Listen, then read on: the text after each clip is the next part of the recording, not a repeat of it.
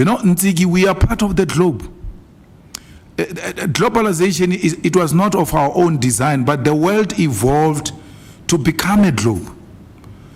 And these multinational forums where we are able to express our views, whether we're being heard or not, make a space for us to go and articulate our views. We ought to utilize those forums. Let's take, for instance, the UN. It's one body which is a very good idea, ideally, but in practice, the big brothers don't take anything it says serious. You bomb UN missions in Palestine. You bomb people who are going to supply food. UN missions. Who are we in the bigger scheme of things?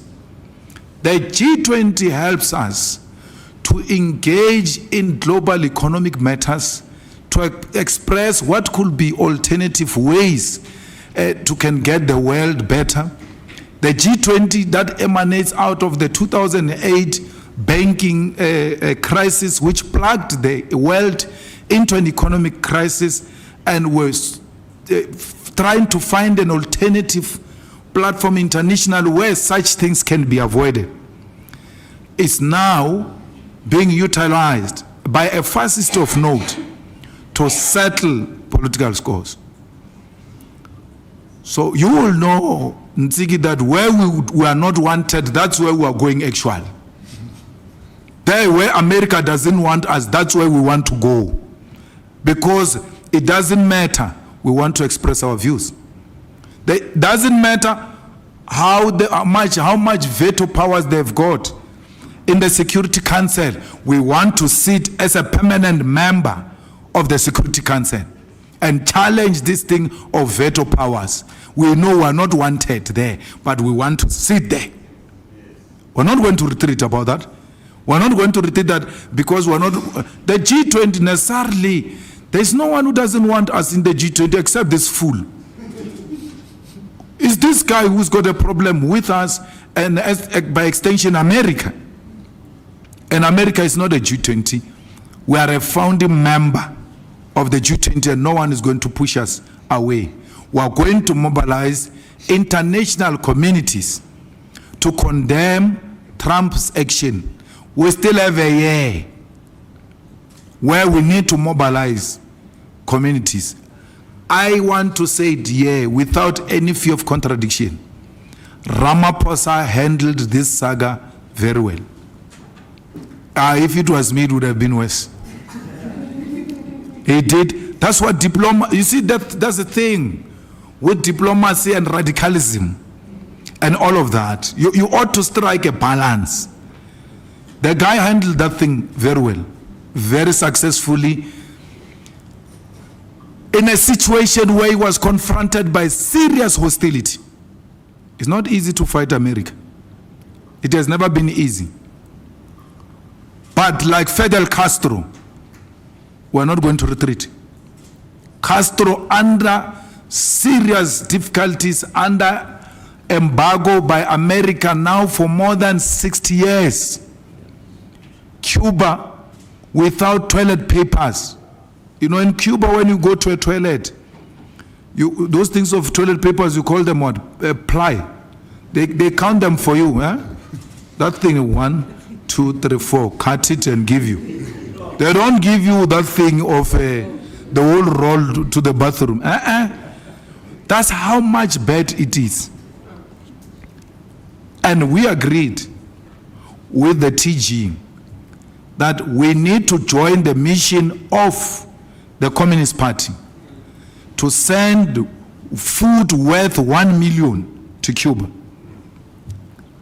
We are suffering, we are poor, deep slaughter, but we are in a much better position compared to those comrades in Cuba. Why are they suffering like that?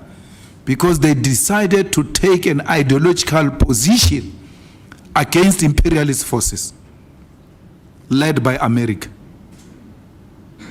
We must take inspiration from those people and where we can help the Cubans, let's do that. I said to the TG, if we ask, because ours is very clear, that thing of declaring money to the IEC and nonsense, it's a mission of the Oppenheimers to see who's funding the EFF. I said to TG, we need to find the individuals who can each give us 99,000 rand, not more than the threshold, so that we don't get to distolose them. Put that money together, buy food, and send to Cuba. That's who we are. Insult us anyhow you want. We build houses for disabled people when we've got houses, because their pain is our pain. So when we do that, you must know we're doing that against America. It will never like that. But are we going to retreat because America doesn't want us to do that? Never. Even if America decides that I should no longer enter America, it's okay, I will enter Zimbabwe, I'll enter Botswana, I'll enter Nigeria, I'll enter Africa, my home. Why should I be concerned about people who are going to feed me beggars and make me fat when I can go to Nigeria and eat jollof?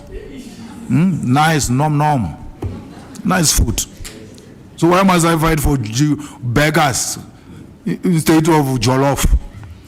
When we're in Nigeria, you must, DSG was there, we're given a nice jollof rice and what is that, goat soup?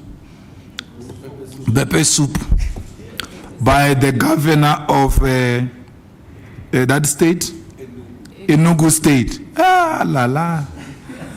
Hey, my guy, we were sweating, but we're not stopping.